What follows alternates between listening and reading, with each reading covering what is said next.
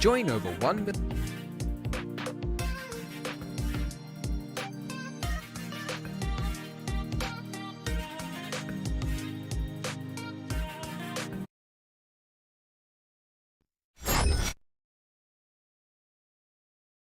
What? There we go. Now it's working. It's all cool with me. We're gonna do the stream where I'm learning how to render in Blender. You know what I'm saying? Good, because I don't. Let's see. How did I do this last time? I should probably open this up. It always opens up in the wrong monitor, which is like not what I want. Open up here. Donut. Nice. Okay, it broke everything already. That's good. That's good. We're already off to a good start. If it didn't break everything, then we know something would be wrong. Please work. This one. It did not work. How did I display capture? Hey, it works. Nice. This.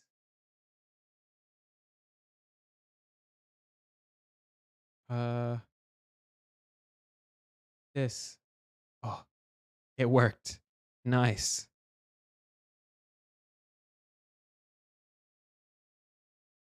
I'm gonna skip through this real quick because it's an ad for something that's not ours. Congrats on not giving up yet. We're back at it. I don't remember what we were doing. It's always fun. Whenever you release a multi-part tutorial series. Oh, so we already did this part. It's fun seeing like the viewership drop after every part. I did this. Which I'll show you. We're going to do it. Use a shrink. Nice. Okay, so we're on part 5 then. See why professionals like Oscar won't see the difference. Part 5. Okay. So far, so good. I just gotta open up the video now.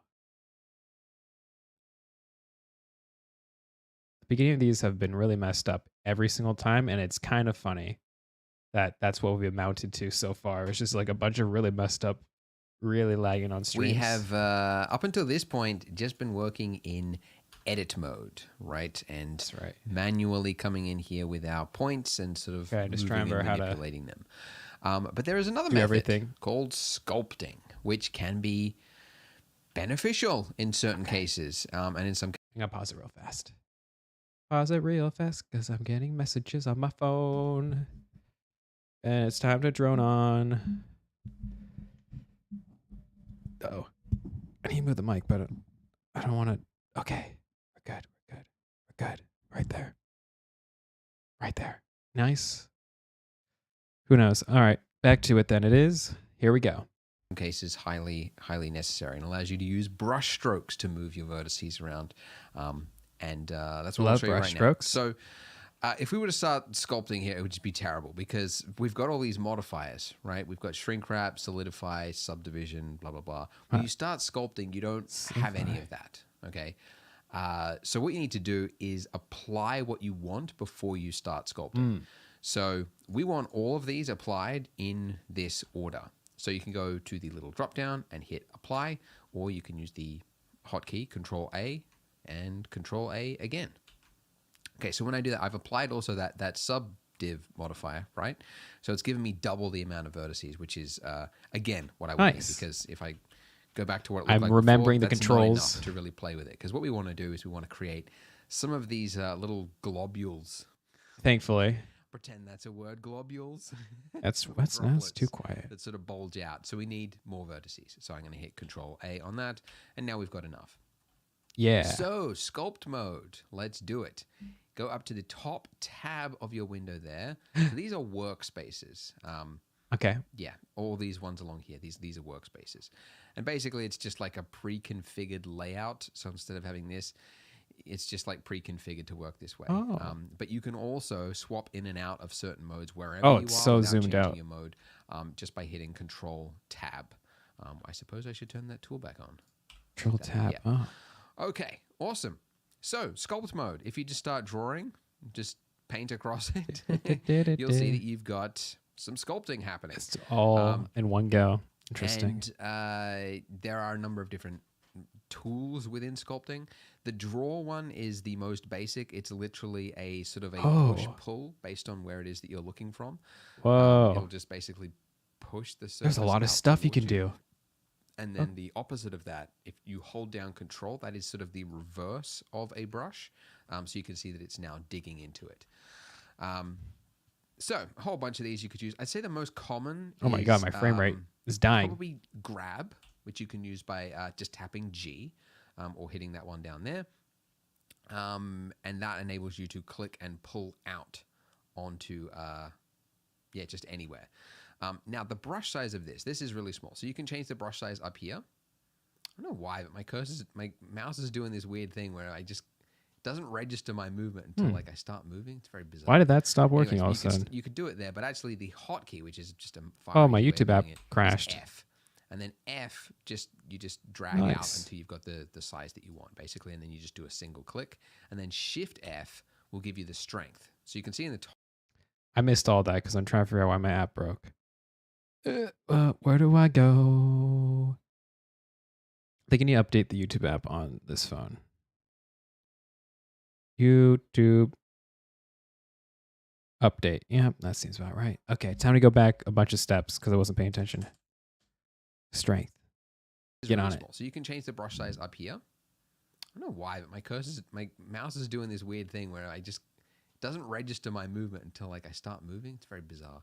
Whoa. Anyways, but that's not what I want to do. You can do it there, but actually the hotkey, which is just a far easy way of doing it, is F. And F, you just drag out until you've got the size that you want, basically, and then you just do a single click. And then Shift F will give you the strength. So you can see in the top, actually, as I move, you can see the strength value changing there as well. But I'll just leave that as the default, and you can see, now dragging makes a lot more sense.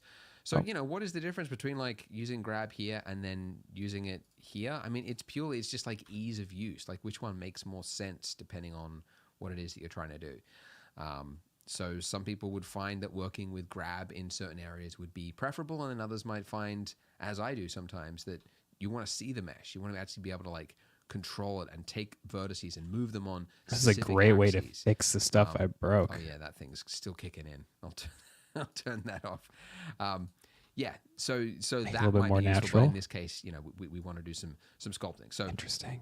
Okay, so grab. What's another one that's really heavily used is smooth, and this will obviously smooth out detail. Now, you can also temporarily activate smooth anywhere, regardless of what tool you've got, just by holding down Shift. So if you just use Shift, you can see that it's just temporarily activated the smooth tool. Fixing this like it's no one's problem. I don't know why the default is set to 0.7. That seems way too high to me. But if you're using another tool and you start holding down Shift, dude, sculpting might be where it's at. Control to change the strength. The strength is still reflected over here. So if you want to, I would suggest turning that down to a 0.2, and then when you use it, it's now a lot more subtle when you use the smooth tool. Okay, now the other one that I'd say it's pretty heavily used, even for sculpting characters and things, is inflate, and that is the one that we really want to use here for these globules. Where's so if I just click, I wasn't paying attention. If I just click in one place and I don't move my mouse, it doesn't build upon it unless you've got airbrush as a setting turned on. So you can see if you hit N, you're on your properties, and then go to tool, this is showing your active tool. It's also here, by the way. So these are your properties, right? I should be paying attention and everything else. What they're saying. This one at the top there is active. Okay, hold up. Gonna pause for a second there.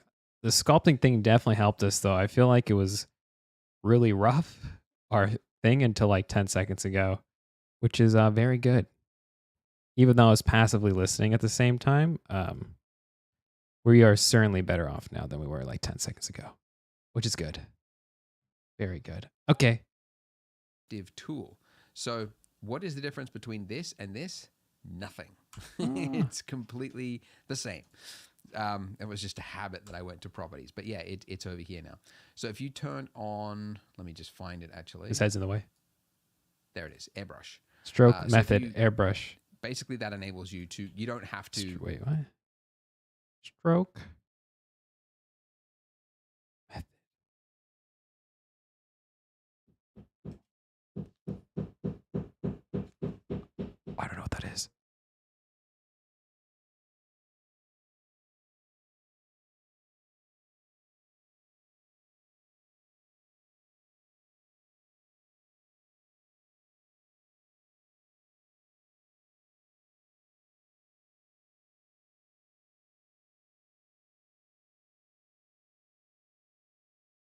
I found it.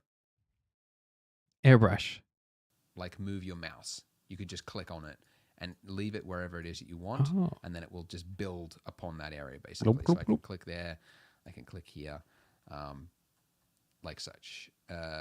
Like such? I don't know. What was that video of the Miss America? And such as things and such. Oh, it's looking too chunky now. That's not good. Poor girl. That's not good. You don't want to become a meme for something like that. So airbrush is working. It works fine over here, but it's not working so great over there. So I'm going to switch it back to space, which basically means it'll activate when you draw out further enough that it thinks there should be another dot there, basically. But anyways, I'm basically looking at my reference photo again, which I can bring back by... I don't even have my reference photo anymore. I don't need it. Image editor. This is gone avant-garde. Down, just click on this. I can see that... This is smooth. Yeah, basically on the areas, not just on like these globule bits, but here as well. Like up here, you can see that it's like a thin film of that icing, but down there, that's where it all rolls off to. So really on the outer edge there, I want to do some painting. So I'm just clicking along that edge there with the inflate brush. If you find that it's too much, you can use Shift F to turn it down and get more subtle movements, or turn it up. And obviously, this will work a lot better if you have a stylus. So a stylus has the one big advantage. I mean, stylus. I do have a stylus on my phone, actually.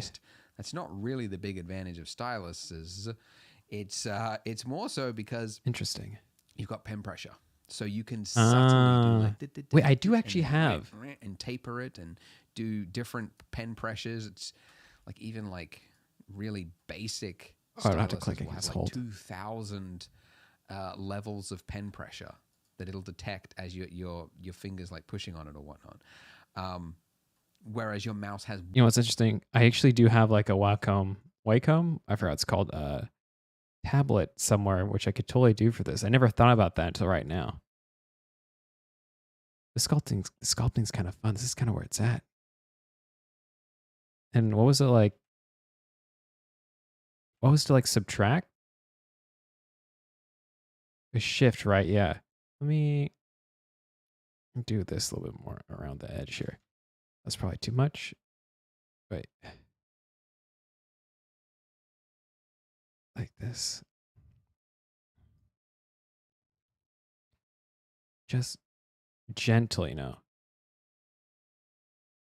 gentle subtraction. I think I'm adding. Yep. Yeah, okay, that's too much. Or excuse me.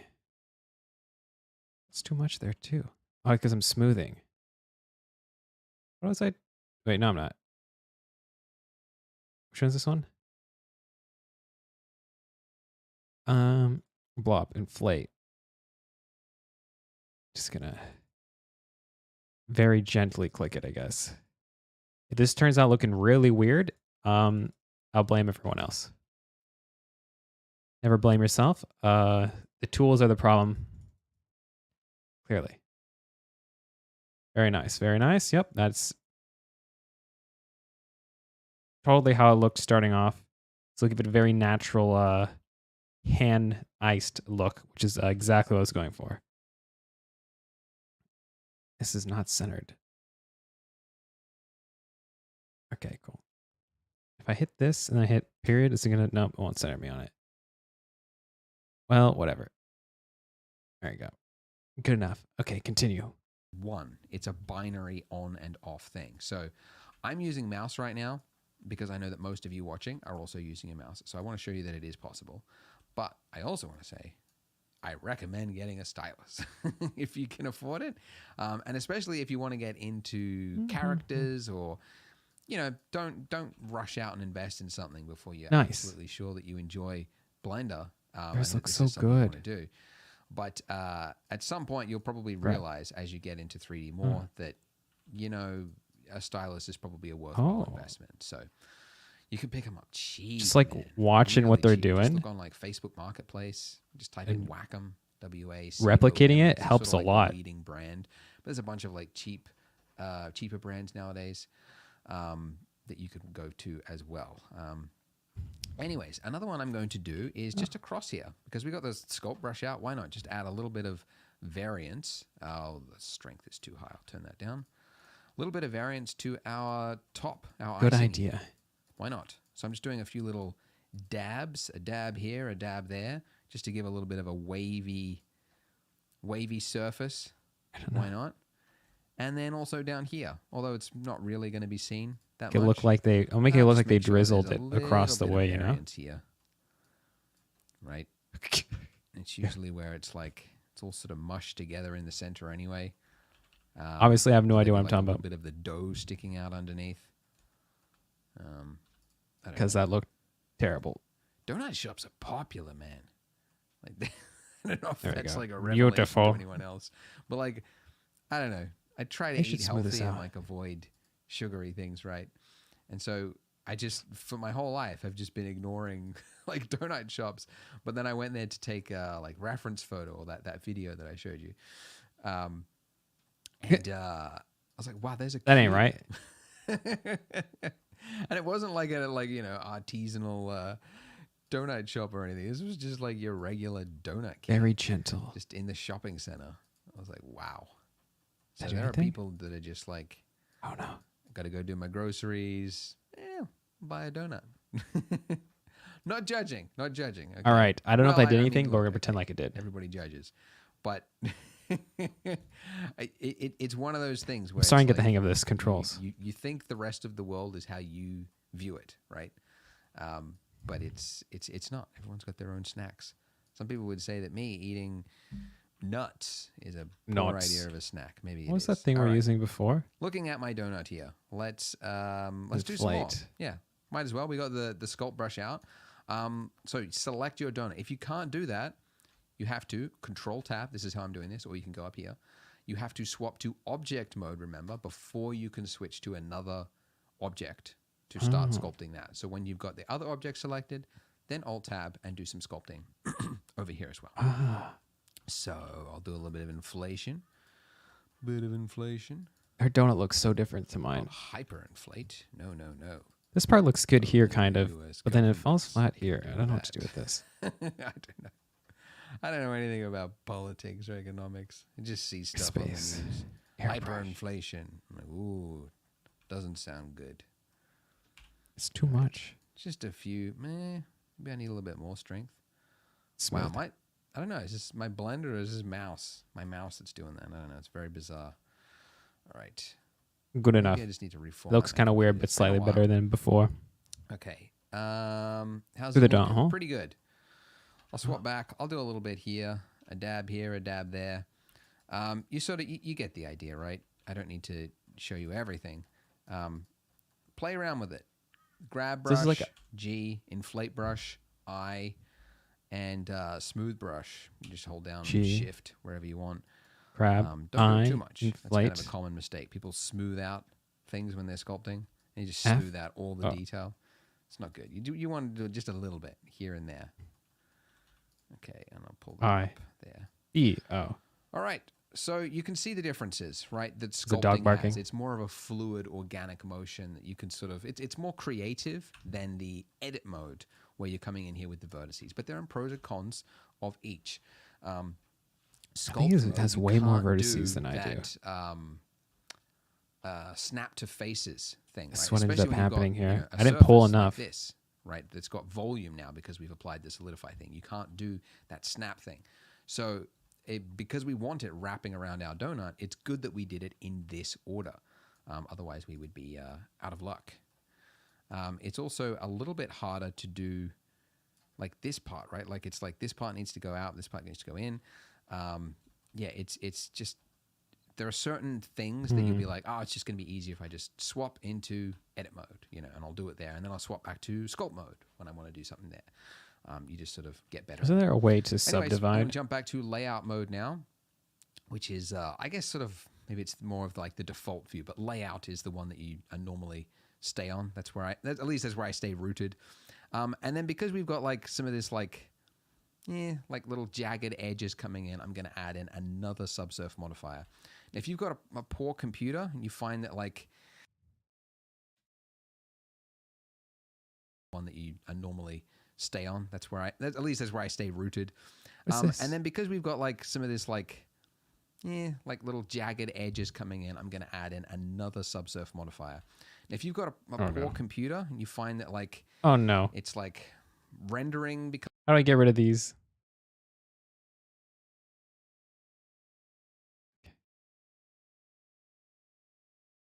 Okay.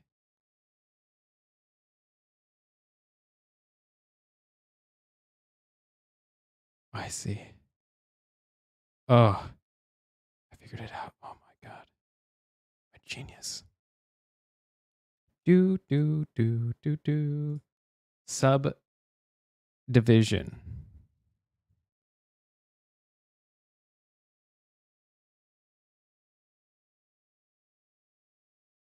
Not do anything. Am I? Yeah, I don't know. Becomes complex later, or it's hard to move around your viewport. You might not want to. You might want to just like. I have a 3090, so we're okay subdividing as many times as we want. I just want to make that look nice and smooth, so that's why I've left that in. All right. Well, that is sculpting. That's good. We made some good time. Go ahead and join me in the next video as we get into to make render glossy. Skip the ride, you know. To talk about glossiness. I don't want to play their ads. I don't want them to get upset.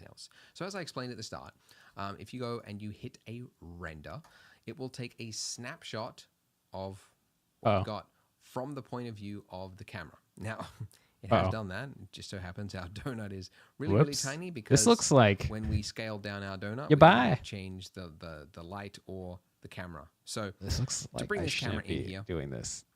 There's a couple of ways you could do it. I mean, you could just, drag it in and try and manually position it. The way I like to do it is I get my view where I like it, like where I want my camera, like this. And then I hit the, let me turn on the screen. 0, right? I hit the hotkey Control-Alt-Number-Pad 0, and that will snap the camera to that location. Alternatively, and this is something that users of other 3D software is most familiar with, in your properties. So I just hit N to bring up properties. Under view, you can click camera to view. And then when you move like normally, like orbiting around your scene, the camera will stay locked to it. If you don't have that checked. Oh, okay. Click. Okay. Here and then view, camera to view. Oh, so when I hit this and I start, moving, okay, the camera moves with it. Okay, that's kind of cool. I like that. What's our best angle, huh? This is like a bad side. We're not doing that side. We'll do this side. Yeah. That's a nice looking donut. Cool. And I guess I'll click out and then move out of it. Nice. Okay, that's kind of neat. That's a good tip.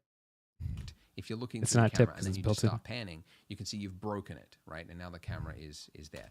So doing it like this means that you can basically put your camera, position it wherever you want it, and it'll always stay locked. Some people leave it always locked. Like I work with a guy who's like learned 3D with 3ds Max, and that's what he's familiar with. He just leaves that checked. To me, it's weird. I hate opening up a scene and seeing this, so I always uncheck it.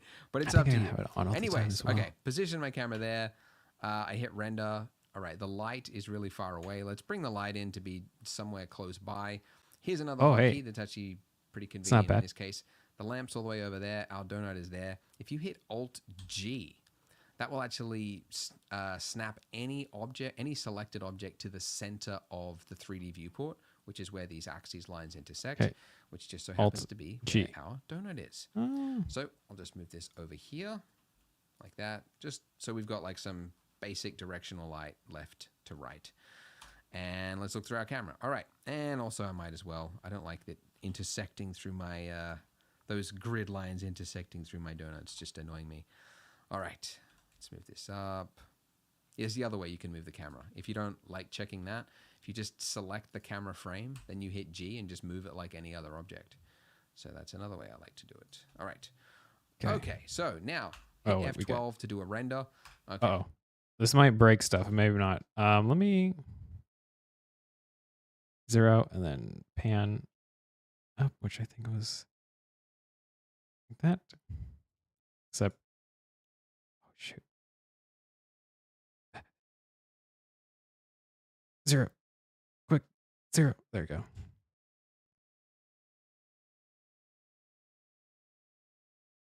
Something like right there. Perfect. When you say all right, then you hit G and just move it like any other object. Oh no. So that's another way I like to do it. All right. Okay, so now hit F12 to do a render. Oh god, if we die, we die. The lighting is really, really, really bright because amazing. It was set for a different scale, really far away. Just set it to like somewhere around 20 will be fine for this demonstration. What do you do? What do you do? What do you press? Oh, the light thing. 20 watts. Ain't that true? 20 watts, and then you press F12. Oh, it's still too bright. I think 15 watts. I want it dramatic, so we're going to put it at 14 watts. And then F12. I think it's still too bright. Maybe the light's too close.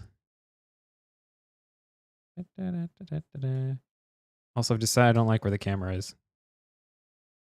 That's the view I'm looking for. Get me out of here. Nice. F12. See, that's much better. Look at that definition now. It's still kind of too bright though, so we'll just see as it goes. F12. There we go. Okay, cool. So we've now taken a snapshot from the point of view of our camera, and it has calculated the lighting information. It's calculated the shading. I like to point out and all that good stuff. That in our render, it's still doing that thing.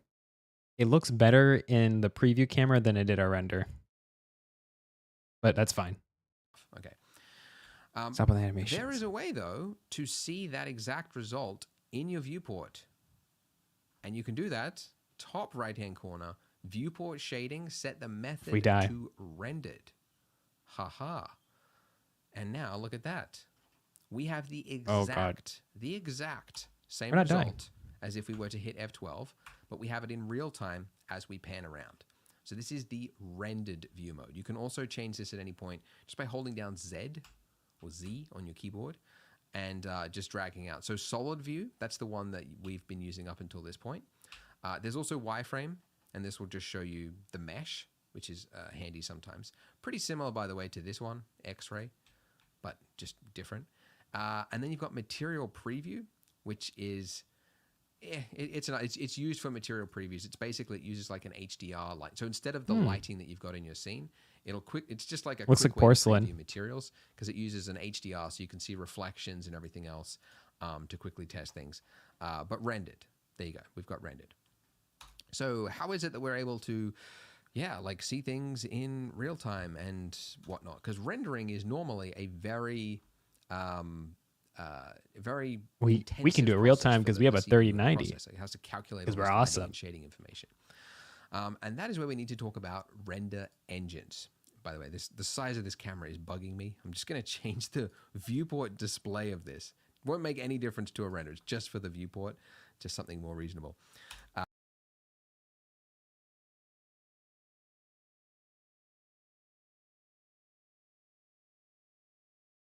Nice. Look at that. I kind of liked when it was inside, though. Oh, that's too tiny. Nice. I mean, that's normal sized. Perfect. Back to it. Okay, render engines. Okay, so what we're looking at right now with this is the EV rendering engine. Okay, this is a render engine that Blender comes with. So what on earth is a render engine? So 3D software. I gotta know all this stuff already. Technically, it's just for creating meshes and animations and everything else. Rendering is often used. You use a third-party tool, or you pay a company. So basically, there's a whole bunch of render engines out there. You've got V-Ray, Arnold, Redshift, Corona. Hey, Redshift. Octane. Those are sort of the big. I know that one too, five. Octane. And then also Cycles and EV. Cycles and EV are what Blender comes with. They're built-in rendering engines, and you can swap between them right here. You've got EV and you've got Cycles. Workbench, just ignore that. That is it basically takes a, like, you hit render and it's the exact same result as if you're in solid view mode, like the viewport kind of thing. It's used for basically like taking screenshots, essentially, for like breakdowns and things.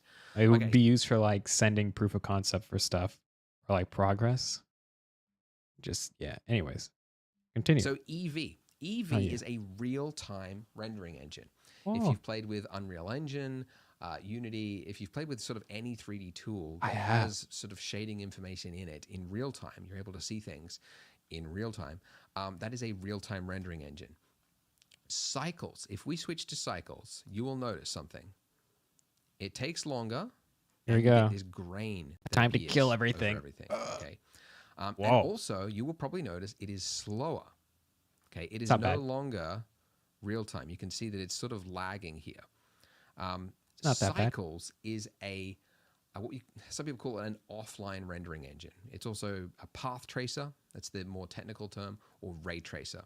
What Cycles is doing that our background's working again. Is it is calculating light bounces.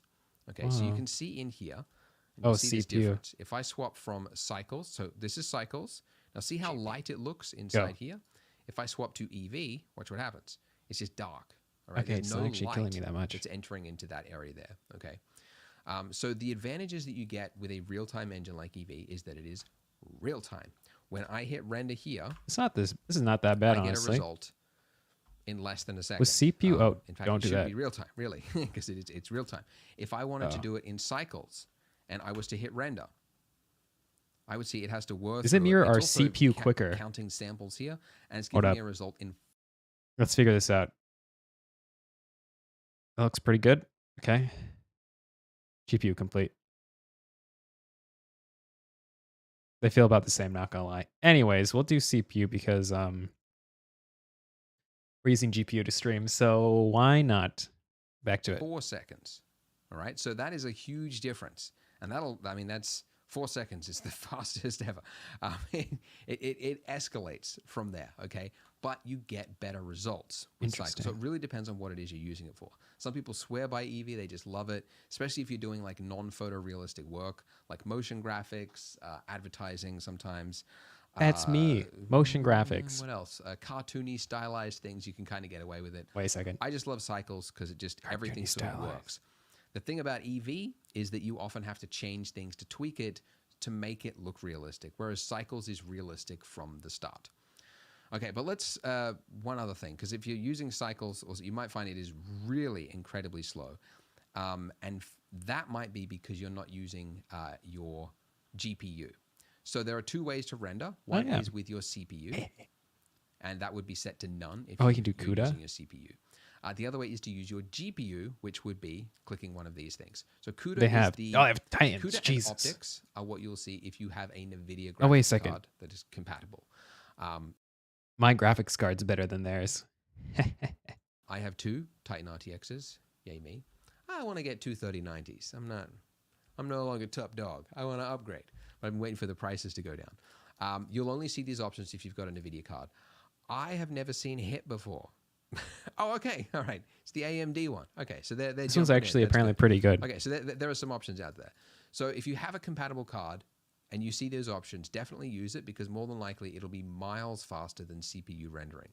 For context, let me show you. CPU on my CPU rendering, you can see it's going to take a while. I'm already past 4 seconds.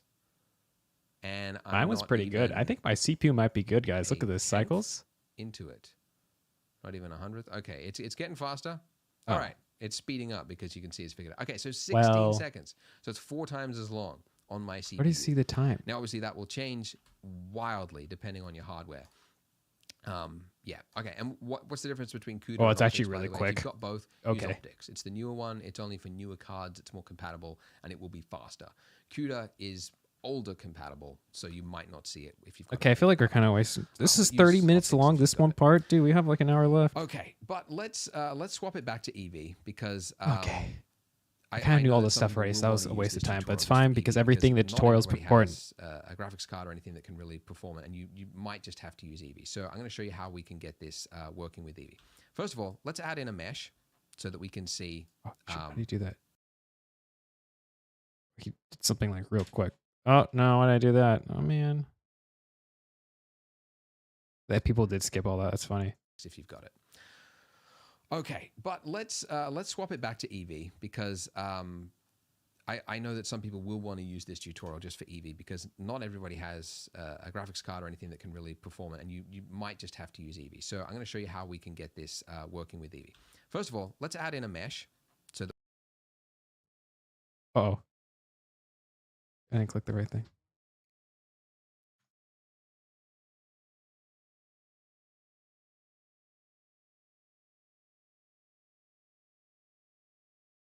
How do we? Just gonna add mesh.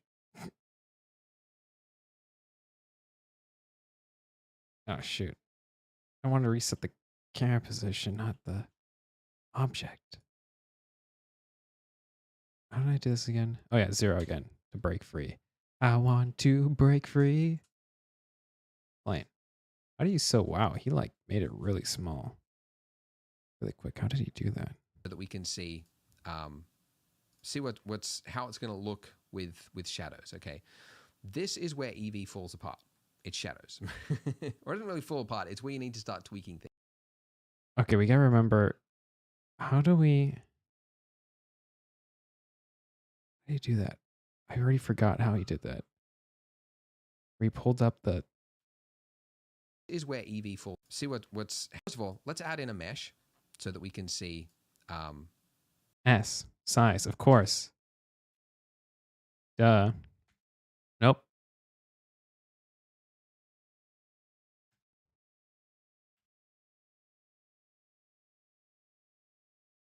And then rotate. And then size. And then rotate. I don't think I'm rotating the right axis.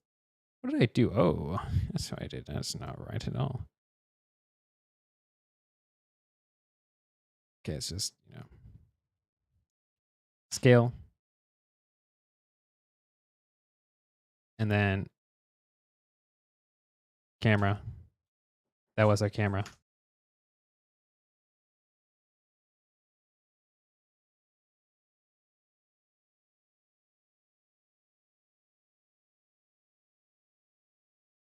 Okay, cool. See how it's going to look with shadows. Okay, this is where Eevee falls apart. It's shadows, or it doesn't really fall apart. It's where you need to start tweaking. It's not that things. bad. Cycles will just work. Okay, this guy's really pushing cycles. It's got the correct, like, look that darkness under there. Because this isn't touching anything. It's got Eevee starts to fall apart. Now, it just means you have to tweak settings with Eevee. Okay. One of the big ones is lamp settings and shadow settings. Okay, so in Eevee, underneath shadows, one thing I want to do for a scene of this size is I want to change my cube size. Cascade is just for sun lighting. Cube size is for other sources of lighting. And this is sort of the resolution of your shadow. Okay, so you can see the difference that I just made there from 512. He's doing stuff and I'm like adjusting. I guess it's already. Oh, I guess it's already good. Oh wait, if I hit, I think it was mesh, right? I crashed it.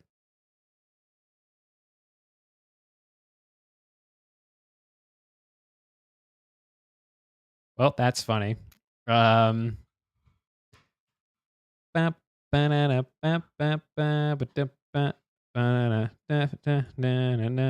know where we saved. Oh shoot. I don't think we've been saving this whole time. Yeah. Ooh, we just learned a very valuable lesson that I already knew about, which was called don't forget to save regularly.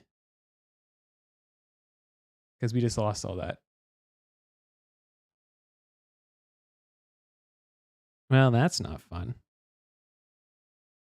All right, we're going to have to speed run this, I guess. Oh. Okay. Man, we forgot. How do I... Oh, wait, I do like every 15, 20 minutes. Edit. Preferences. Save. Save and load. Autosave every 2 minutes. Then why is our... This is not our donut from 2 minutes ago. This is our donut from like 40 minutes ago. That's unfortunate. Okay, I guess we're just gonna have to. Was it smooth? I think we need to smooth first.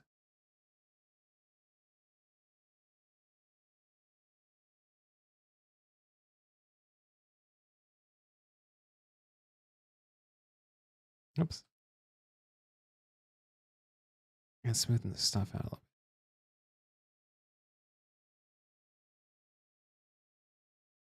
Get less aggressive.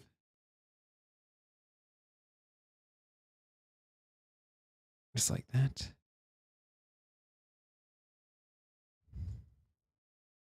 Speed runtime. Let's go. This part can be like really smooth out actually. Where's our grab? G for grab. Close out a little bit. I'm not playing any of it. It's dumb. Oh, I think I need to inflate. That's why. Yeah. And S for smooth, right? No. It is S for smooth. Okay. Nice. I think I'm inflating, not smoothing right now. It's okay though.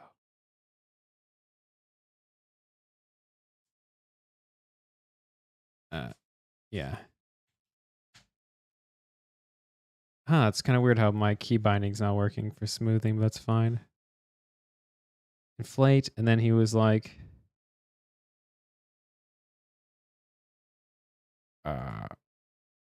texture. No. Dance? Stroke. Airbrush. There's like not a lot of detail there anyways, so it's a little smaller. And I'm just gonna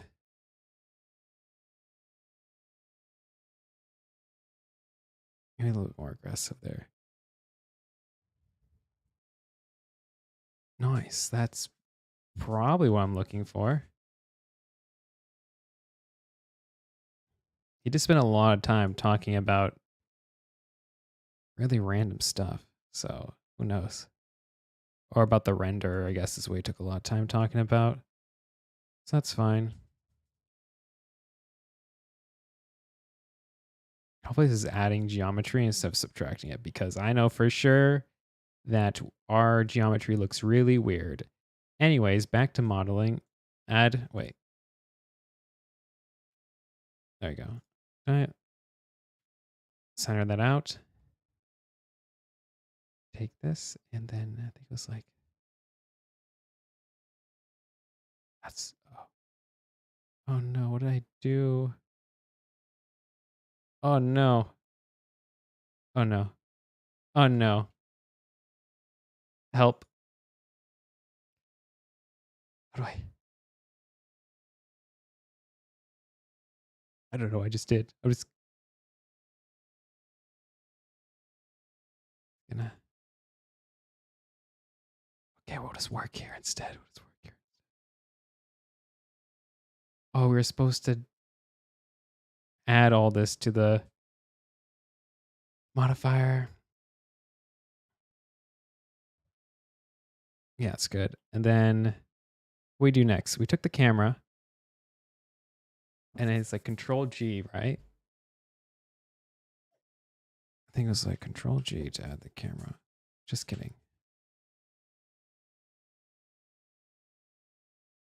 Was it Alt G? Yep, Alt G. Then we go to view and camera to view. Do this. Scroll way out. Look for our nice side.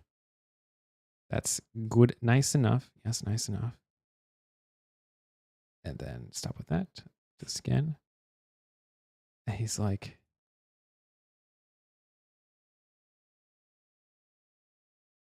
oh, he went here. Size. Oh, that's not right at all. I changed it again.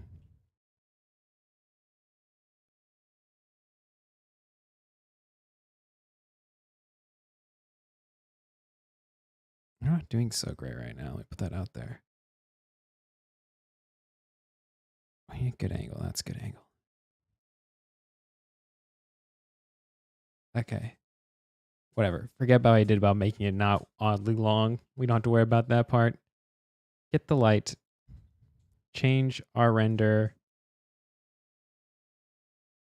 What is it? This one. This one? This one. This one. To cycles. Hit this. That's it. Light. Alt G. Pull it up. This other way. Do we agree on? I think we agreed on like 14, right? Yeah, look at that definition.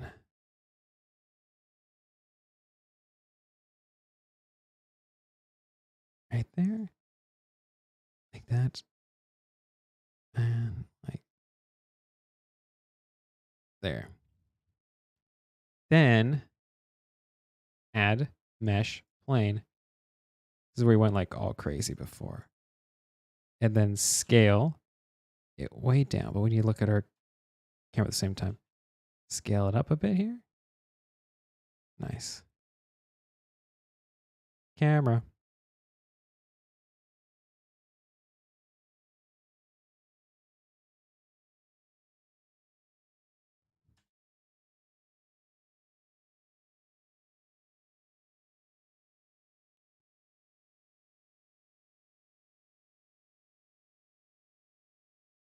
Maybe that'll make it slightly easier to see what I'm doing.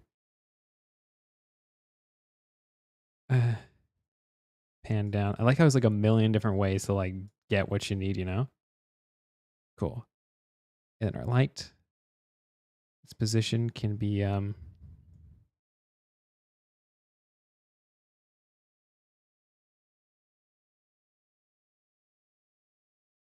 okay.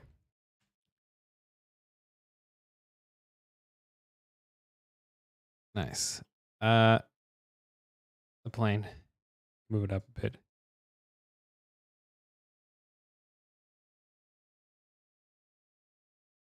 Like that's probably good. Now, yep. Plane. Nope. Render. Cycles. Yeah, it looks pretty good.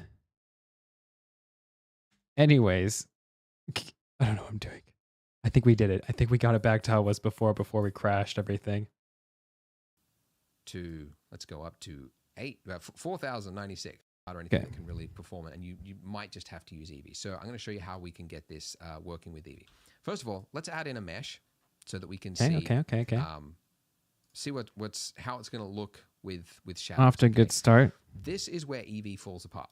It's shadows. Or it doesn't really fall apart. It's where you need to start tweaking things. Cycles will just work. Okay? It's got bounce lighting. It's got cycles will just work. Like, look, that darkness under there, right? It's breathing on the mic like an Eevee amateur. To fall apart. Now, it just means you have to tweak settings with Eevee, okay? One of the big ones is lamp settings and shadow settings. Okay, so in Eevee, underneath shadows, one thing I want to do for a scene of this size is I want to change my cube size. Cascade is just for...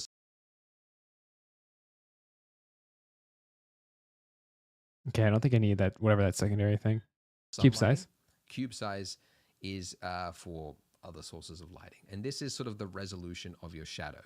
Okay, so you can see the difference that I just made there from 512 it looks to slightly less anti-alias or slightly more. It's going to be slightly slower to render, but you can see it's something of this closeness. It really does need that detail. Okay, so I've got that.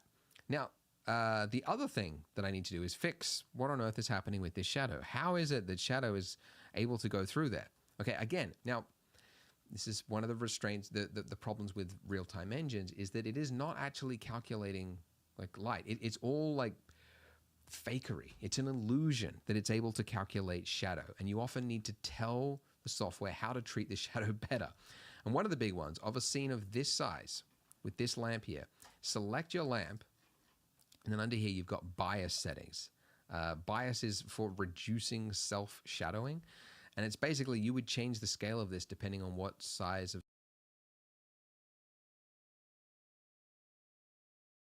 scene you're building. In our case, we want to turn this all the way basically to its lowest amount because we're dealing with like millimeters. We can turn it up a so bit. I'm just turning that all the way down to 0. You've also got contact shadows, which can occasionally be helpful, but in our case, this case isn't really useful. Oh, it is useful. Look at that. That's another fakery, and you get all sorts of glitchiness. And I don't really want to talk. I don't want to talk about contact shadows. Well, maybe when we add the sprinkles, you might want to use contact shadows, but you want to use the lowest, absolute lowest amount you could possibly get away with.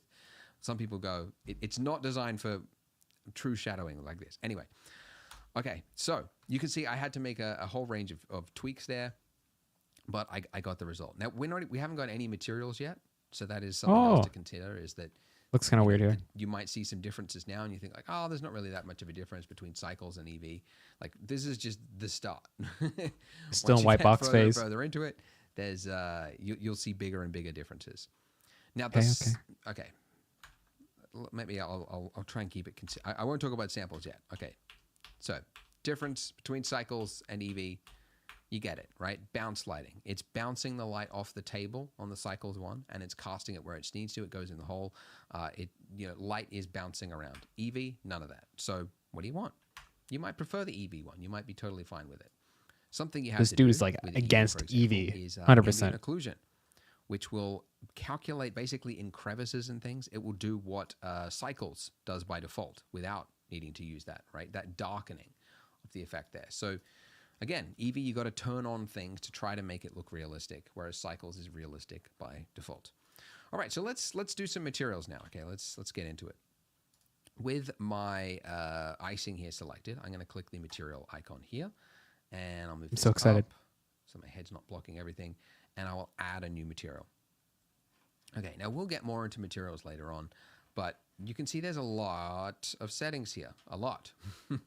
Now this is the principled shader. It's actually based off of Disney's principled BSDF paper they put out. It's a million years old. It's pretty high tech. It actually makes things very simple to create a realistic material. You used to have to, for any material, like add nodes, like diffuse, and then I want some reflection. I have to add some reflection. I have to do this, and then tweak it with a Fresnel, and it was really complex, really complex. This is one of the key things that's enabled a lot of beginners and people to start making things faster, because it's now built into one shader, and it automatically adjusts to the correct measurements, like roughness and reflection and everything, depending on what other values are. So it's really some roughness. The one that you're probably looking for just color is base color. So I'll just set that to a nice pink color. All right. Then the other big one you change a lot is roughness down here. And this is the glossiness. It's often, roughness and glossy values. Different renderers call them different things. Glossy, is what other renderers call it. Roughness. They're inverts of each other, basically. Glossy is roughness. Oh, here it is. The invert of roughness, but they do it's the same sort of thing. So I want a this is like how wet, like how freshly iced do you want your donut to look? I find it real icing, it's probably more around about a 0.25 or something like that. But I like it to look a little wet. It looks, in my opinion, more delicious when it's got some wetness to it. When they pour it straight over. We'll get more into the donut it as we do other things later on, but just as a basics. Then for my donut, I'll add another material. Let's just add a basic color to it. And again, we'll do more with this later on. And then why not just make it interesting? We're not even going to use this plane in the final render. This is just so that we've got something nice to look. Hold up. I need to get this right, the right brown here, which is me like a lighter, paler color, paler, brown, orange. Right there. Also have a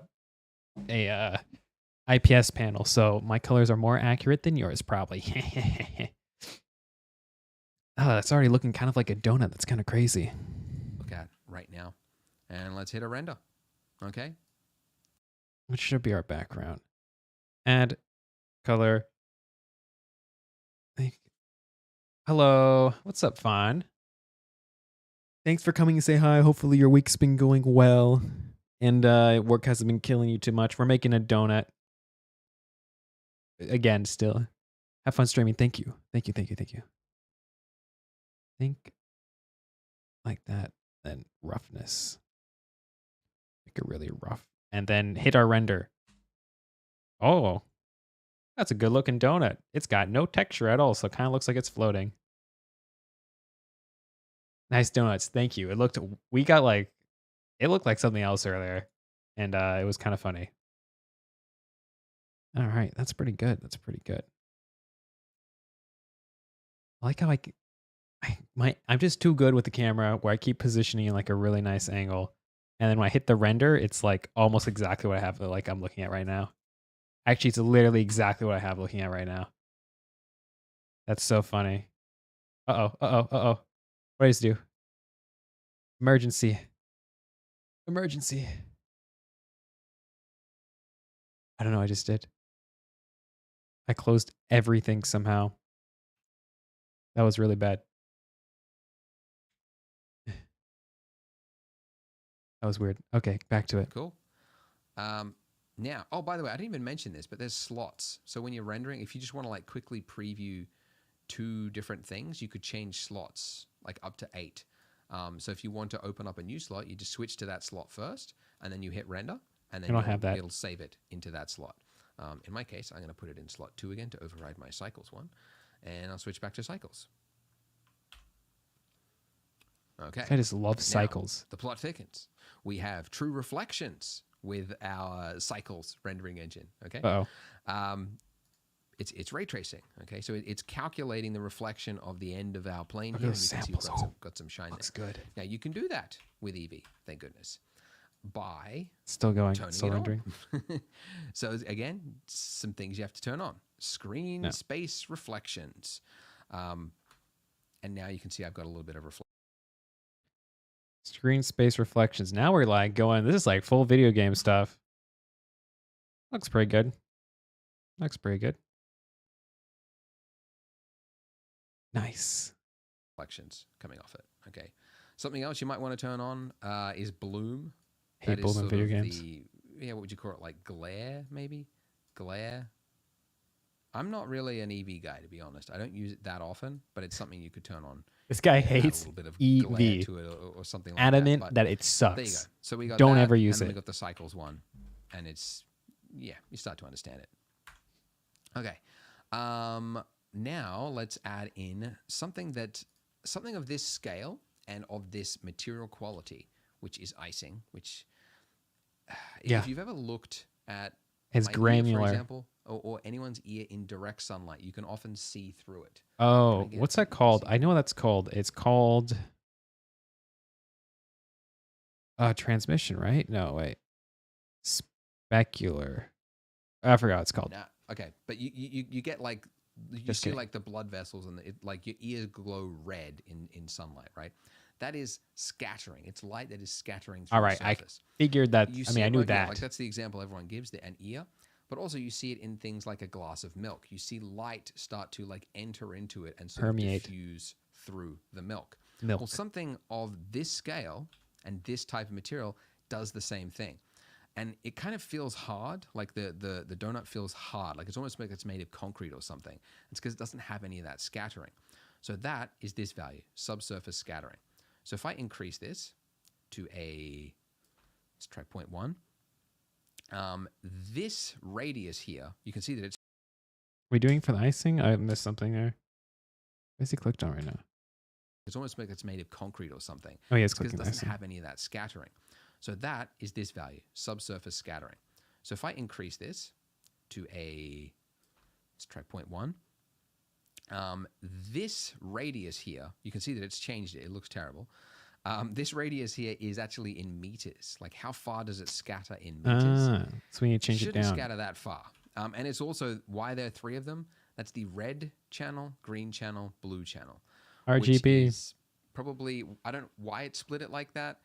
Probably because of mass and the fact that different rays will spread at different wavelengths, like distances. I don't know. But either way, I just change all of them at once, which you can do by dragging down over the values. And then I just adjust it to, I'll just enter it in, 0.002, which is really, what is that? Is that millimeters? Hang on. Let's try this. Millimeters. 2 mil. Oh, you can't enter it in here, even though it is actually like in millimeters. But let's go 0.02. I think that is millimeters. Whoa. No, that's 2 centimeters. 0.02. Okay, there we go. That's 2 millimeters. I try not to diverge from the script, Andrew. I've rehearsed this before. I don't. All right. Now, you can't see much here. And part of that is also because the subsurface color is the one that it is looking for. So what color should it be when it scatters through something? I usually make this like a more saturated version of the base color. I don't know if that's technically accurate, but it's sort of what I do. And then this subsurface value here would basically control like how much scattering do you want to have happen. So this is what it looks like before. I'm going to do another one right here. And let's just see now that we compare it, okay? So not much difference. And look, it's pretty hard to tell on something of this type of material. You will notice it a lot better when we've got the sprinkles on top, because we'll be able to see the shadows and everything like that. You'll see details underneath, like the texture. Anyways, then I'll do another one with cycles, because of course. And I'm going to be sticking to cycles for the rest of the tutorial, until maybe the end. I'll try and sort of make it more compatible. Cycles is where it's at. But I generally try to stick to cycles because it does make it simple. And if you've got a card that can perform it well, it's pretty nice. I do. It does. You will notice a difference, right, in overall quality. I've done it. It's got like really bad texture. But again, I know it's not for everyone. So there are the two options for you.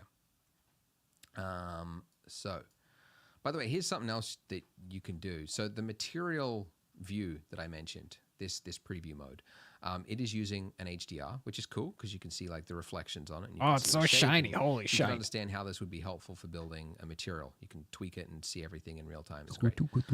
Shiny. If you change it to scene lights, it will take advantage of the lights that you have in your scene. And then if you check this button, scene world, it is now taking advantage of everything, the whole world as well. So there is actually no difference between if you've got those two things checked and actually just using Eevee. So if I switch that to Eevee, you can see that I can swap between these. There is no difference. So what that means is I can keep my rendering engine to cycles and work on this one. If I just want to preview everything in Eevee, I can keep it genius. There, and then I can swap to cycles when I need it over here. Haha. This guy's got the tricks, dude. He's a professional or something. I mentioned I was going to talk about samples. So that's what this grain is, okay? So the way path tracers work is that, oh, God, how technical do you want to get? It's a little light rays come in. Russian roulette system where it's, it gets really, really complex. So but basically, it samples, it starts grainy, and then it gradually refines the image to try to arrive at a repeatable, predictable result. Basically. So you can see it's starting to get grainy, and then it eventually resolves and it says rendering done. So it says rendering done when it has reached its max samples right here. And you can see there are two settings here. You've got viewport and you've got render. So when I hit render, that's why it was taking a little bit longer, because the max samples is 4 times as high. Now for something of this size, you don't need that many samples. In fact, yes, there is grain here, but there is a secret weapon that we have not engaged yet, and that is the denoiser. So the denoiser it's using AI to try to smooth out the image without having to arrive at that final image, okay? So I can set my max sample to something low, like 100. And then when I move, you can see that previously it had to get to like 4,000 to try to like get rid of the noise. Now at just 100 samples, it's cleared it all up. It is miraculous. This is one of the biggest, what NVIDIA did, and I'm sure it wasn't just NVIDIA. A whole bunch of companies create different denoisers. It's actually introducing working very well. Softwares for people that have NVIDIA cards. That's why they did it for free. Hey, was I have one of the NVIDIA biggest leaps forward for rendering, honestly. Like it's probably using my tensor cores. Just render with cycles at a low sample count means that it's crazy. Dang, I actually looked away and it looks really good. This one's going a little bit. But anyways, so that's viewport. Now, here's the thing. With the viewport, you'll notice that watch how slow the samples climb up when you've got denoising turned on versus when I turn it off. Okay, so the denoiser, by the way, you can change the denoiser to be CPU based and it'll be really slow. That's the Intel Open denoiser one. Automatic will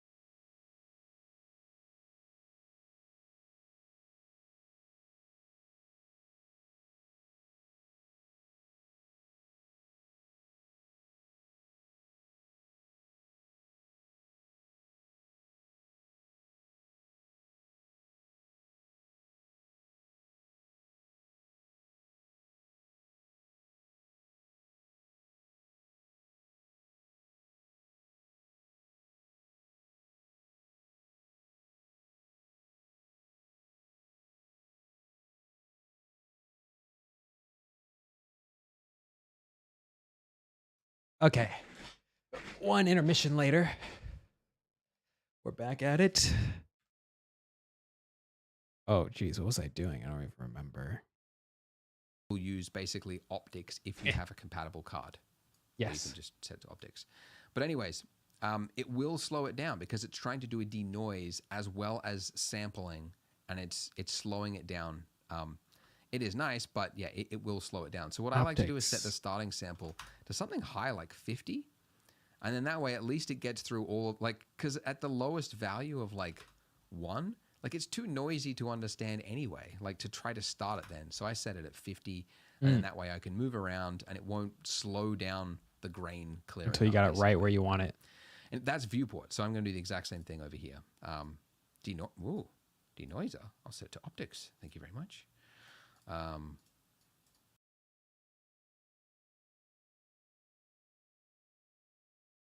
Optics. Render. Denoise. Optics. It didn't change. That's interesting. I didn't actually know that was defaulting as the Intel one. Who knows? It doesn't really matter because the Intel one is slower, but it's only I think so too. When you're hitting render. Look how nice it looks. Probably not that big of a difference whether you use that or that. I do like when I like look away and then suddenly it like looks really good because I wasn't waiting and watching it render. It just kind of rendered while I was like watching the video. Then I'm going to set my rendering engine. Okay. Sorry, my max samples of my engine to 100 as well. Okay. And let's see how fast it does this. What was it, F12, right? Please don't crash. Control save. Ah. Okay. It's rendering. It's rendering. It's doing it. It's going. It's looking more donut-y as it goes on. At 50. All right, this is going to take way too long. Okay, here we go. Rendering. Oh, it takes 43 seconds. Before, it's now doing it in 3 seconds. What? Okay. And how long was the... Yeah, so obviously it is still much slower. Why is there so good? Than the Mine's the so EV1, bad. The EV1 is real time. But like 3 seconds? That's pretty dang fast. That's not bad.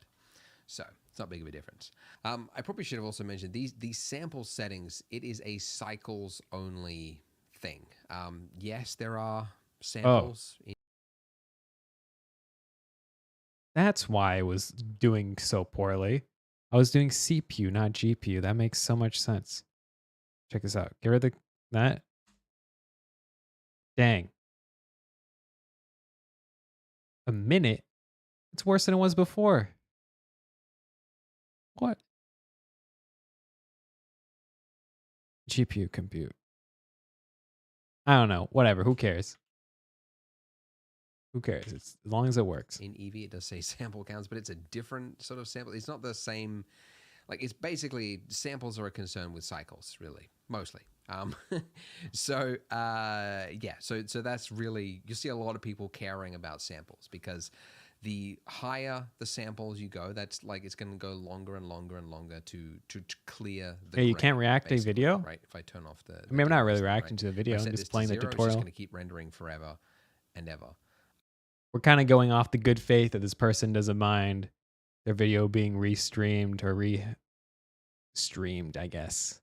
This is a tutorial, essentially. Hi, hello. Oh, no. It's good to see you again, Doggo Pro. Now actually arriving at a result, but you could just leave it going forever and ever and ever. So, yeah, some people, like especially for like production scenes, you'll spend a long time like coming in here and just finding like the exact. Thanks, nice to see you as well. I think I already said that. Samples that you can get away with. Because maybe I didn't mention, but yeah, the higher the samples, the clearer the picture. This is stuff like I already the know. More like the better it will look, but the longer it will take. So you generally want to use the least amount of samples as possible. That's viewport. Nice progress. Thank you. Render one is really matters. We definitely lost all our progress earlier, and it sucked, so we had to redo it. But we redid it like really quickly, like within like a minute or two, because we just added the detail to the glaze. Rip, yeah. We forgot the number one rule for any production work, which is to save manually all the time. Even though the actual in editor savers like every 2 minutes, it didn't save for us. So when it crashed earlier, We lost all our progress for like 40 minutes. For your render. But it happens. Okay, now there's noise threshold. Okay, so this used to be called adaptive sampling in previous feature of time limit. So if you just want to like override all of the... Okay, cool. Next part. Let's go. Okay, I spoke out of turn. They're talking about render stuff for a long time, which I already know. So if you want to make it exactly the same, you need to make it more smooth. That's what I think. But I don't want to make it more smooth. I want it to have texture, like someone was like, you know, or like the donut underneath. You can't really see it. Let me hide our plane here. This one. Our donut already has like texture. This is what I need. See? I like that. I like it. I like it having texture. It goes handmade. Like it's like a cake donut, you know? But the one he made is in real life like yours is. Yeah, that's true, but I'm taking creative liberties. I'm just following it kind of. I know I said in the last part we were going to do geometry nodes. Got ahead of myself. Oh, sorry to excite you. Texturing and shading comes first because it is much more essential. In this case, for example, our donut, we've just got solid colors, and that's okay for our icing, but our donut base here is a solid, almost canary yellow. That's definitely the wrong shade of donut. Real donuts, bringing up some reference photos. By the way, this extra software here, I haven't mentioned it, PureRef. It's what all 3D artists use to manage reference. You can just like paste in images from the internet. Oh, that's and then cool. Just create like a canvas and then like rearrange things, and it's really, really fantastic. But anyways, I've just got 2 photos here. I'll use their reference. Real donuts, they're not just one solid color, right? As we spoke about in the last part, no, not last part, but the modeling part, right? Where we created that part that like indents it. Because of the way donuts are cooked, you have some parts that are going to receive less hot fat that it's sitting in when it's cooking. So this middle part, and it's most visible here, can often be lighter than the rest.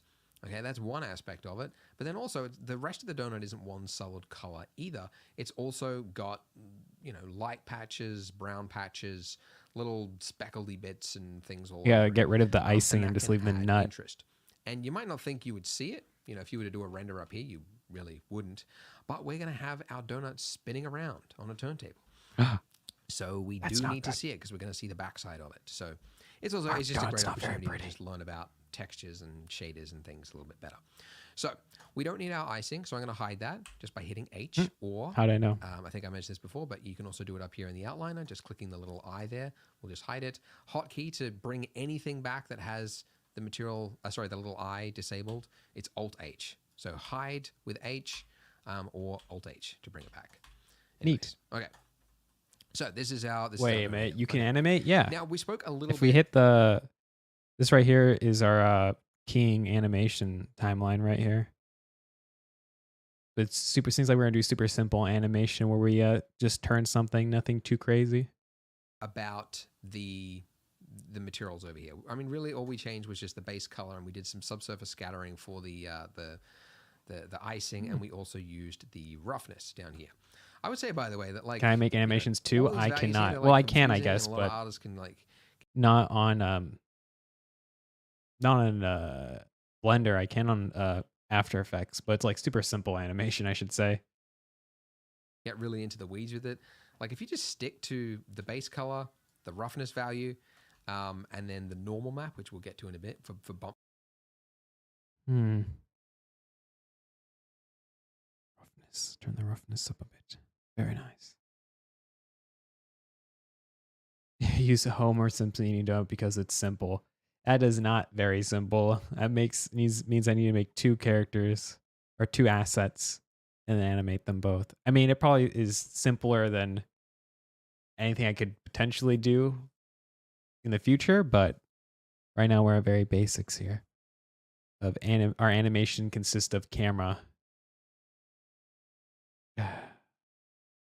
Eating something is simple. That's on. That's the only part. Yeah, but think about like, what does it take to eat something, right? You have to open your mouth. You got to put something in the mouth. You close your mouth. You have to chew, and then like, then like your face skin moves around, you know, it's like a very multi-step process. It seems simple just because it's like a simple idea, but like you now have to do every little like small detail. It's kind of like, I don't know if you did it, like in in elementary schools, like write write down how you're supposed to make a peanut butter and jelly sandwich, right? But then you write down the parts and it's like you put for, you know, it's like you put the peanut butter on the bread, and then like your teacher goes, right? And they're like, okay, you didn't explain it really well, so you put the peanut butter on the bread, and they literally put it. But you didn't mention the part where like you take out your knife and you put it into the peanut butter and you take some out, and you know, it's like kind of like that process for animating. It's yes, like that. I don't know if that explained it, but yeah, we'll put that on the back burner for now. The materials you make will use just those three things: base color, roughness, and normal mapping. But anyways, okay. Now this. Did you know text every teacher brings their 9mm or something different for the parents, school shootings or something? I don't think that's necessarily true. I think they're trying to make that thing. Also, I don't know how the YouTube algorithm likes that sort of stuff, so let's just not mention that for now. But I have heard about things like that. Material view here that we've got here, you can see if you wanted to add in image textures and like combine things and whatever, this thing would get very bloated and very like annoying and frustrating to use. And actually the old version of Blender, like 2.49, was like 10 years ago, you had to do everything in this sort of this view here. Are we about to do it? Bring out the node editor anymore. There is a node editor. Yes. How did I know that's what it's called? The shader tab at the top of your window there, that'll take you to the shader workspace, which will load up all these extra windows and things. Oh my god! I think mine is set to solid view shading by default, but yours was probably this one. But yeah, it's loaded up a bunch of extra windows here. I actually don't need the ones on the left-hand side. I never need them. So I'm actually going to click and drag across to merge them. So top left-hand corner of any like. Oh no, dude, get out of here. Oh no. I don't want this stuff right now. There you go. Okay, cool. Sub window, and then you click and drag across, and then you can merge, or you can just right click. I think you're doing good if this is your first time. It kind of is. Kind of not kind of is. I've always messed around with Blender in the past, but this is the first time like really sitting down to like learn something. But thank you. I appreciate it. And I'll see you soon, unless I'm done with the stream in like the next 20 minutes, because I'm going to be done in the next 20 minutes if you're not back. But on the area, I say join areas and then just merge it across. So all I'm looking for is my model at the top here, and then at the bottom here, this is our node editor. So you can see that this node here, this long list of settings, let's call it, this resembles what is over here. Because in fact, it is a one-to-one copy. It's the same thing. So this material panel here is really just a way to like, if you need simple changes, like, you're just adding in an object, and then, I just want that object to be, red or something. I can do it over here very quickly. But if I want to do texturing and combine things and do like interesting things with the material, that's when you want to switch to the shader. The node editor, which is where you can do, you can add extra nodes and extra things, and it gets really interesting, and you can do it all here. So the way that the node editor works, if you've never worked with nodes, is it works from left to right, okay? And it's very simple at the moment because this thing, by the way, these boxes, these are called, nodes, okay? And they work left to right. So it's taking a single shader, this Principled BSDF, which, as I said, is based off of Disney's shader. It's fantastic. It's got everything you need most of the time. And then it's just outputting it into this, it's sending that data into the material output as the surface value, and that is what is being rendered. So if I was to add in another node and plug it in here, it would change how it looks. So as an example, if I went to add, and then I added in texture. Let's just pick a texture. Let's go Voronoi texture. I've got another node here with some things, distance, color, position, and all things here. If I was to take this, plug this into my base color, you can see that now this is reflecting. So it's lost the setting that was there before, that canary yellow. It's lost that, and it's replaced it with the input of my Voronoi texture. Whoa. You should see the difference between distance and color. Texturing, it's a whole thing in and of itself. There's courses on procedural texturing.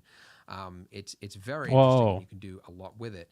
The great thing about a workflow like this, like using a node to create textures, is that you can come back and change it later on. Like if I was to paint in the this browning, white, yellowing effect or whatever, this little speckledy view there, that is one way that you could texture a donut. You could do it that way. The problem is if I then later on realize like, the size of those speckledy bits, they're too big or they're too brown or something like that. You'd do the whole thing. That in, I couldn't change it easily later on. But I could if I had done it with shaders over here, with procedural, non-destructive workflows like this. I could come back and change it at any time.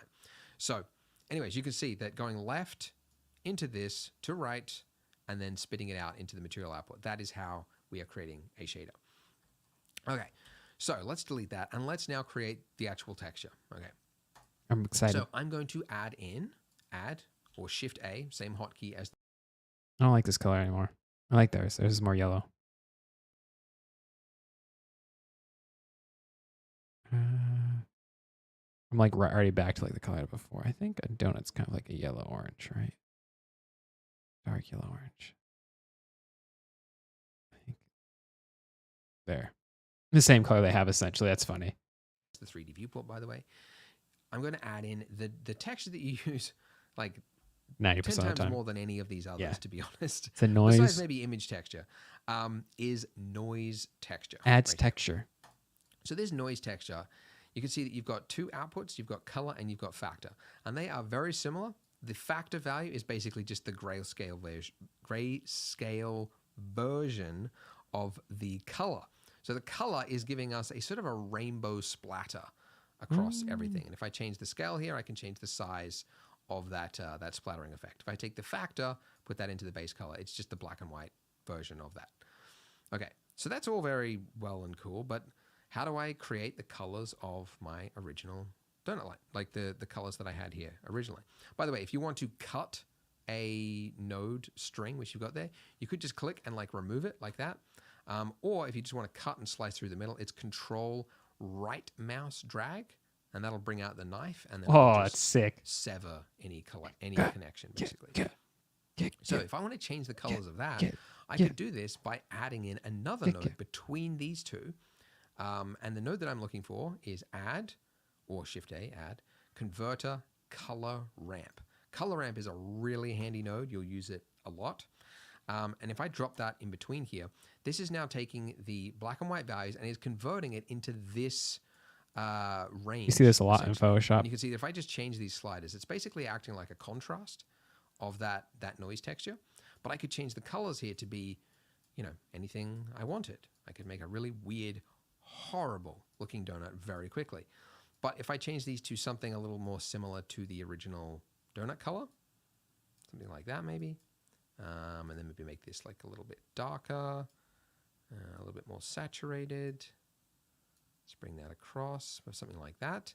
That looks a little closer to something that was right here.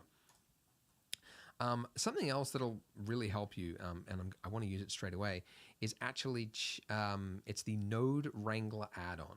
Because what I want to do is I want to preview my noise texture here to show you something, but you can't really see it very well. And basically, go to... Hold up, I need to... I don't like how this looks. I don't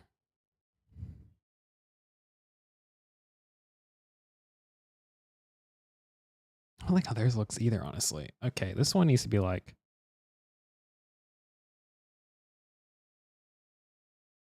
Hex is pretty nice, honestly.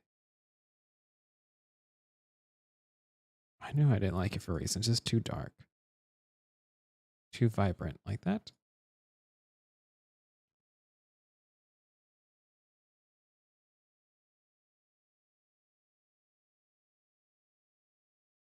There we go, eh? Kind of donut-y.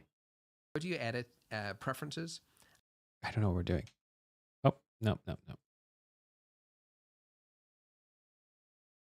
Preferences.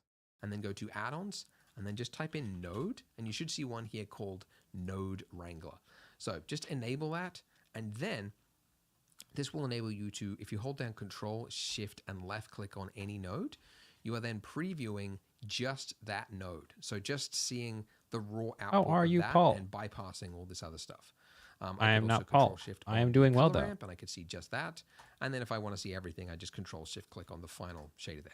The Node Wrangler is like the one add-on that all Blender users use all the time because it's so handy. You can do a bunch of stuff with it, but yeah, this is one really convenient feature. Anyways, what I wanted to show you with this noise texture here is that it's actually, there's a bit of noise, there's a bit of stretching. Shift-A. The size of these splotches here are different to how they look on the top. On the top, they look fine, but on the sides here, they look What do you say? What does this guy say to get that to work? Preferences, and then go to add-ons, and then just type in node, and you should see one here called Node Wrangler. We don't have much time left. Enable that, and then this will enable you to, if you hold down Control, Shift, and left click on any Control, node, Shift, left click. You are then previewing just that node. So just seeing the raw output of that and bypassing all this other stuff. I could also Control Shift on the color ramp, and I could see just that. And then if I want to see everything, I just Control Shift click on the final shader there. The Node Wrangler is like the one add-on that all Blender users use all the time because it's so handy. You can do a bunch of stuff with it, but yeah, this is one really convenient feature. Anyways, what I wanted to show you with this noise texture here is that it's actually, there's a bit of noise, there's a bit of stretching.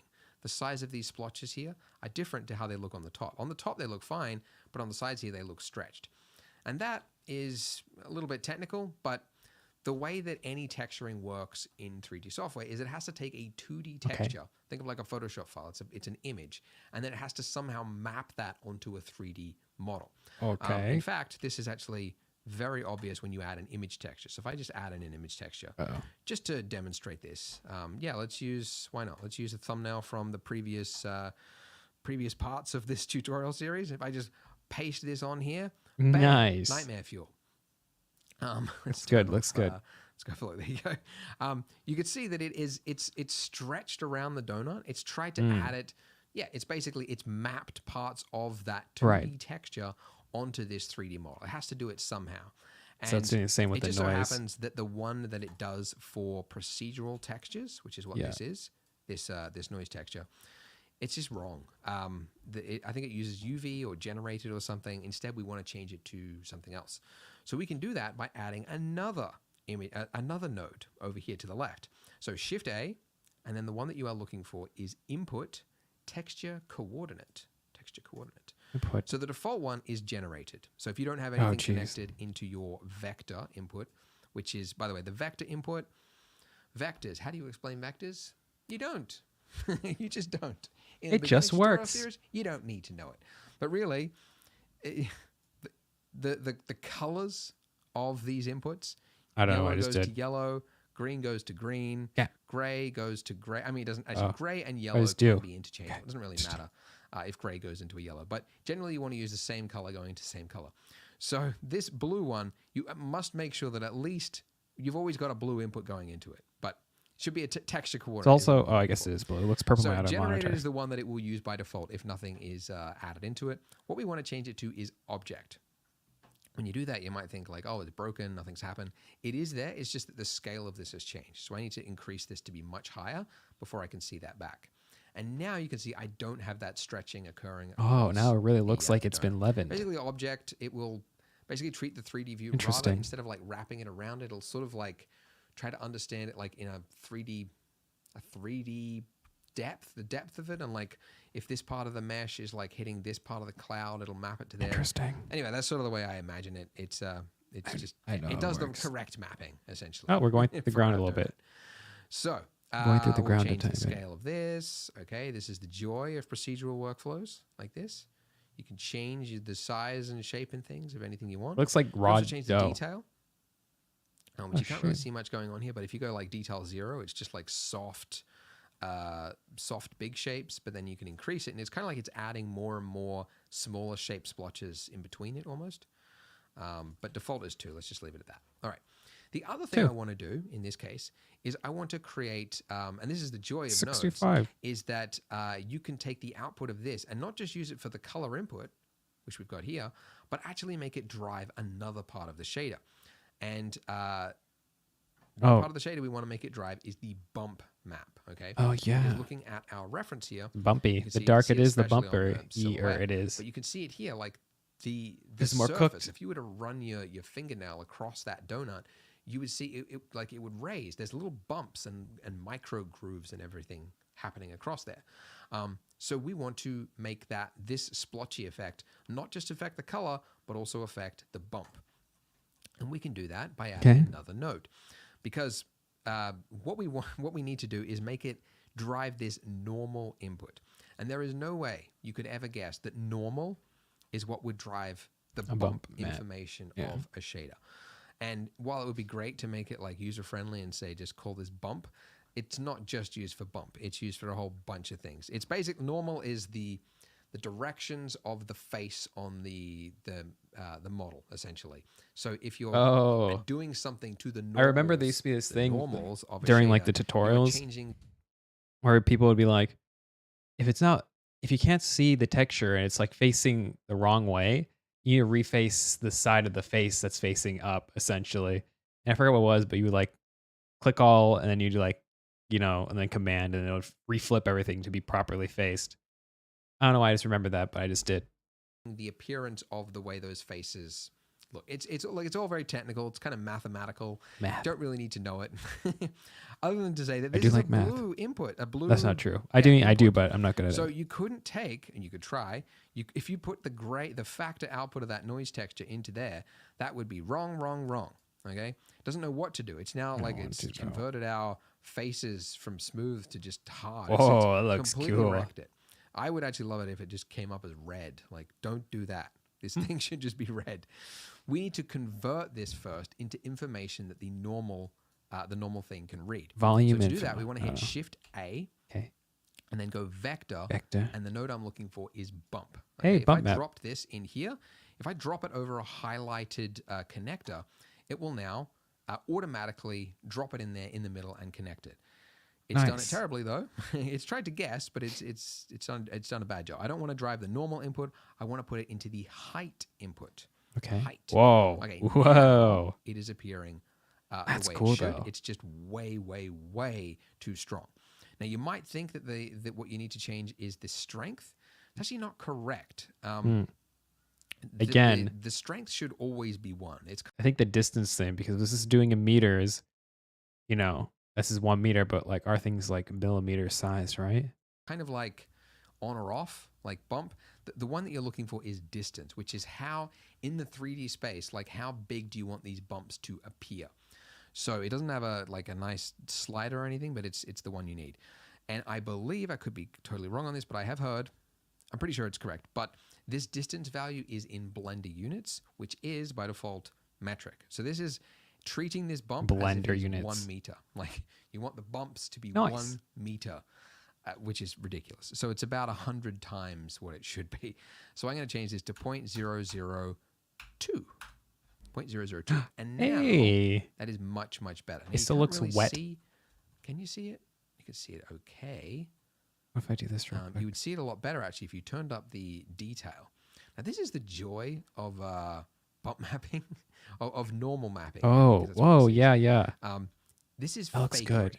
All this detail here is detail that you get for touch, render, go. Oh, yo, that looks like a lightly baked donut. That's great. I like that. That's cool. Okay. Dang, that looks really good. This looks so... Dang, I am already impressed by our donut. I mean, I'm pretty happy. This is working out really well and understand a lot of what this stuff is happening now. Which is cool. But I also had my coffee earlier, so it's neat. Look how good that looks. That looks so good. I'm just going to mute myself here so you can get a good look. Nice. All right, back to it. Free. You can see it's not changing the silhouette of... How much time is this up? This has 3 minutes left. We're just going to roll to the last 3 minutes. It'll be done. I have to be done the stream anyways in 4 minutes. So that's cool. Okay, which is important. This is just, it's a fakery illusion to pretend as if this detail exists when it doesn't. More. So it's only appearing on the shader, so on the faces of the light and everything like that. It's not actually displacing it. If you wanted to do that, you would have to pay for it with so much higher like mesh density and everything. We did it actually for the previous tutorial. We'll not be using it for this because it was overkill. I went way too far on that. We're just going to keep it simple and make it look nicer as well. So I often joke like the person who discovered normal mapping, this technique for bump mapping, must have fallen out of their chair. Like in 1990s or 80s or whatever. There must have been like, this is the key that will finally enable us to create the detail needed in film and everything without having to pay for it on our, ridiculously. Why actually? It's really insane. So it's doing it. It's faking it. What he pretty much means it's saying is that, like, how do we do this again? If we hit this, those bumps are like not real. They're like painted on, right? So like, if we were to like do it real, we had to do like new nodes and like, poke out each individual little bump, which would make the mesh like way larger and way too complicated. I don't know what I just did. Yeah, see? Anyways, got a beautiful little donut. Saying what it's doing for free. It's all video games use normal maps. All video games are lies. Detail. You know what's a normal map? PBR, physics-based rendering. It's a normal map. So it is phenomenal. Anyways, so I don't want to use a detail of 3 because look, this is where it comes into like how detailed, how realistic do you want your donut to look? Because if you go really detailed, you kind of have to do it for everything or else this one part will look odd. I see it a lot because I got 2 kids now, 1 2, 1 4. One that is 2 years old, one that is 4. That was a weird sentence. And they just watch terrible kids shows because there's just so much terrible kids content out there. That's true. They're very cheap to make. Like all kids shows, they just don't care about like detail consistency. They'll have like a high res grass model and then just like this simplified house. And it's like, why?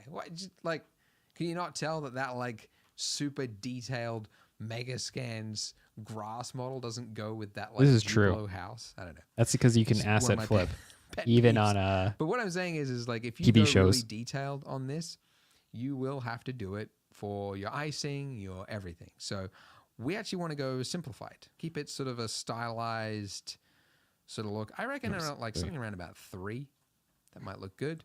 And then change the size of your scale or whatnot if you want to change that. But something like that. Like it's still clearly like not very like the color hasn't changed. Why is this so shiny? I turned up my roughness at one part. Texture painting, but you can see that it's got more visual interest there than was before. I might actually turn that down to like an even subtler amount, maybe somewhere in the middle.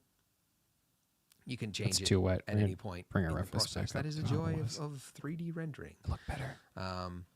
Okay, cool. So in the next part, we are going to be doing the painting aspect, where we're going to create that white part that goes around the middle there, and then we're going to be combining it with the rest of our shader here and learning some more good stuff. So click here to join me in the next part. See you there. Well, that was that. I'll have to get rid of that for now. Here's our donut. Looks pretty good for what it is. Let's put back on our icing. I think we're making progress. Unfortunately, we're kind of out of time now, but as we'll go, it'll look better, I think. We're learning a lot. I kind of knew some of the stuff, kind of didn't know a lot of this other stuff, and overall, it's looking pretty decent. Pretty decent. I think it's important to start with fundamentals, even though I could have probably done this on my own just from like what I know already kind of from the software. I figured we just start from the beginning. It's kind of like what I did with Premiere. I was kind of already using it for a while, but then I decided that it would be like a good idea if I just start from the basics and watch like someone's like, here's how to do everything video, and that's when you like end up learning that like, oh, you should be running proxies the whole time and stuff like that. And it's like really simple stuff that's like fundamental if you like learned it properly, so you don't have to think about it. But if you don't learn it like properly, the fundamentals aren't there and everything's more difficult. So that's what we're doing here.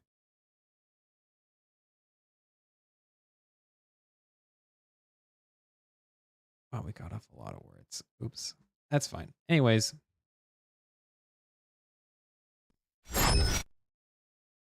Until next time, let me get our outro music rolling. This is not my right thing at all. Where is it? Oh, dang. It's just kind of gone now. That's kind of weird. I'm just going to really quickly open up something random and blur it. I hope that it doesn't get upset with me. Oh, there we go. Okay, cool. Good enough. See you later.